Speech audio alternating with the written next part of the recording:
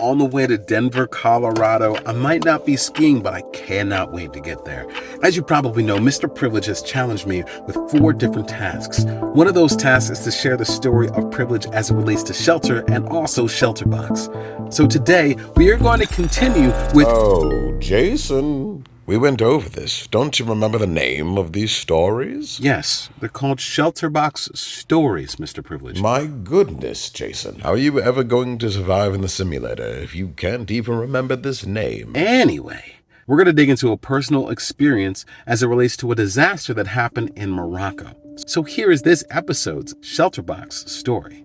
Mohammed, the community leader of a small village in the Al House region of Morocco's Atlas Mountains, carries a weight that few can imagine. When a devastating 6.8 magnitude earthquake struck late one night in September 2023, it changed his life forever. But as a leader, Mohammed's responsibilities extend far beyond his own grief. He must also help his entire community rebuild after the disaster. ShelterBox first met Mohammed during a distribution day in his village. His words were a reflection of both gratitude and sorrow. ShelterBox has been very good to us since day one, he said. They gave us a promise, and today they made it happen. Life before the earthquake was peaceful and routine for Mohammed. He had spent his entire life in the village, helping his father on the farm while working in a maternity home. He married in 2007 and was a proud father of 2 daughters and a son. But that night, while he was miles away at work, his world shattered. I was outside the maternity home when I heard a noise growing louder, like an airplane about to crash. Then, the ground began to shake. Waves turned into violent vibrations. The moment he realized the extent of the devastation, Mohammed's thoughts turned to his family.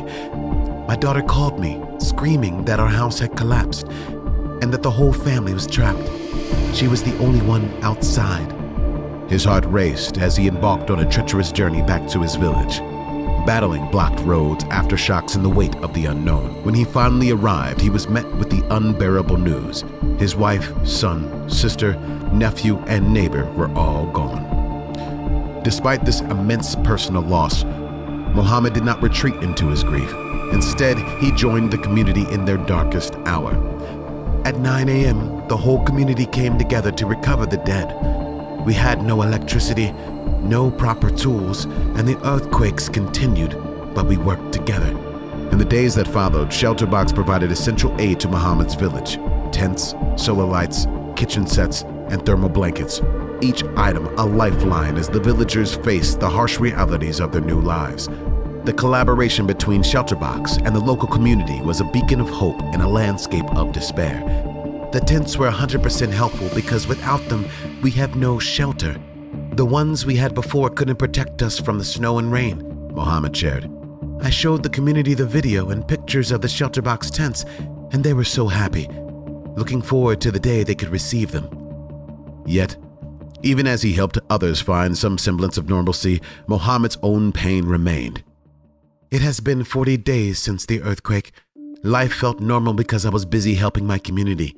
But now, after everyone got their shelter and people got used to living in their tents, I started feeling lonely and thinking about how much I lost that night. Despite the heavy burden of his grief, Mohammed remained dedicated to his community. I will stay next to my community and help them with whatever I can, he says. The villagers have begun to rebuild their lives, constructing toilets and kitchens and trying to recreate a sense of home amidst the tents. They hope to return to farming, but for now, their focus is on survival. For Mohammed and his village, the ShelterBox tents have provided more than just physical protection.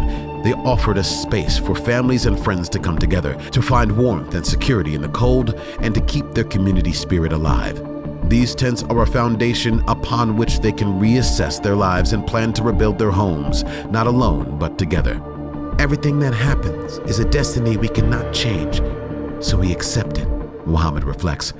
I thank you once again for your help. Remember to connect with us on Facebook and Instagram so you can check out all the stories behind the scenes. And of course, don't forget to go to MrPrivilege.com so you can have all the information about this adventure. Because with your help, we will beat Mr. Privilege at his own game and not only save my privileges, but we impact those around the world.